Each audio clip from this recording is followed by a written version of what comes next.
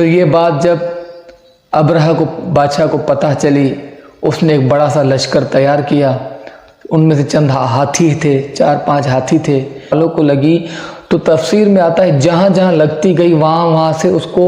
کاٹتی گئی، یعنی ان کنکریوں نے گولیوں کا کام کیا، گولیوں کی طرح کاٹتی گئی۔ اللہ تبارک و تعالیٰ نے اپنے پاک کلام پاک میں کئی انبیاء کرام کی قصے بیان کیے ہیں، واقعات بیان کیے ہیں، اس زمانے کے واقعات بیان کیے ہیں، اور ان میں سے جو مشہور معروف واقعہ ہے وہ اصحاب فیل کا ہے، جو ہاتھی والے آئے تھے بیت اللہ شریف کو اٹھانے کے لیے، گرانے کے لیے۔ ان کا واقعہ سورہ فیل میں اس طرح آتا ہے کہ اللہ تبارک و تعالیٰ فرماتے ہیں کہ وہ جب آئے تھے تو اس کی تفسیر میں یہ آتا ہے کہ ابرہہ نامی ایک شخص تھا، وہ یمن کا گورنر تھا۔ اس نے اپنے علاقے صنعاء میں ایک بڑا سا گرجا گھر بنوایا، اور اس گرجا گھر کو بنانے کا مقصد یہ تھا کہ جو لوگ بیت اللہ مکہ پاک جاتے ہیں، خانہ کعبہ جاتے ہیں، وہ سارے زائرین میرے پاس آئیں، ادھر آئیں۔ اس کی یہ وجہ تھی۔ جب یہ بات مکے والوں کو پتہ چلی کہ صنعاء علاقے میں ایک بڑا گرجا گھر بنایا گیا ہے جس کی وجہ یہ ہے کہ یہ سارے زائرین یہاں آئیں، مکہ نہ جائیں، تو قریش قبائل میں سے ایک شخص تھا جو گیا، مکہ سے گیا ادھر صنعاء علاقے میں، رات کے وقت گیا اور ادھر نجاست پھیلا کے آ گیا، یعنی غلاظت، گندگی لگا کے سارا اس کو صنعاء کے جو علاقے میں جو گرجا گھر تھا سارے گرجا گھر کو گندا کر کے آ گیا۔ پھر یہ بات جب ابرہہ کو بادشاہ کو پتہ چلی، اس نے ایک بڑا سا لشکر تیار کیا،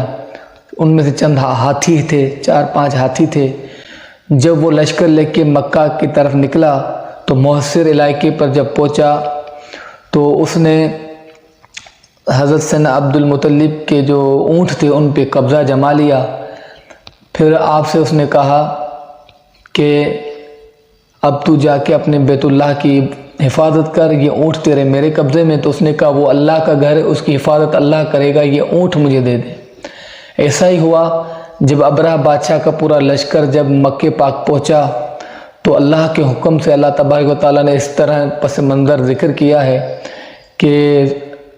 جو ابابیل پرندے تھے، اللہ تعالیٰ فرماتے ہیں الم تر کیف فعل ربک باصحاب الفیل، اے محبوب کیا آپ نہیں جانتے کس طرح تیرے رب نے اصحاب فیل کے ساتھ کیا، یعنی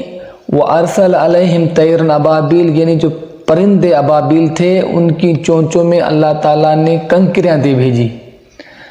ترمیہم بحجارۃ من سجیل، جو چٹیل جو کنکریاں تھی، پکی ہوئی کنکریاں تھی، جیسے وہ اصحاب فیل کو لگی، ان لشکر والوں کو لگی۔ تو تفسیر میں آتا ہے جہاں جہاں لگتی گئی وہاں سے اس کو کاٹتی گئی، یعنی ان کنکریوں نے گولیوں کا کام کیا، گولیوں کی طرح کاٹتی گئی، حتیٰ کہ پورا لشکر منہدم ہو گیا، سب مر گئے، اور ایسا حال ہوا کہ ہاتھیوں کے بھی چھیتڑے اڑا دیے، ہاتھی سارے مر گئے۔ اس طرح اللہ تعالیٰ نے اپنے بیت کی، اپنے گھر کی حفاظت کی۔ یہ پس منظر اس سورہ فیل میں ذکر ہے۔ تو اللہ تعالیٰ نے اپنے گھر کی حفاظت پرندوں کے ذریعے کی، نہ انسانوں کے ذریعے، نہ کسی چیز سے، ایک ادنا سے پرندوں کے منہ میں کنکری دی اللہ کے حکم میں سے، اس میں اتنی طاقت آ گئی کہ اصحاب فیل کو ختم کر دیا، پورا لشکر تباہ کر دیا۔ تو اللہ چاہے تو ایک پرندے کی وجہ سے بھی اپنے بیت کی، اپنے گھر کی حفاظت کر سکتا ہے۔ اللہ تعالیٰ ہر شے پہ قادر ہے۔ ہمیں ہر وقت اللہ سے مدد اور اللہ کی پناہ مانگنی چاہیے۔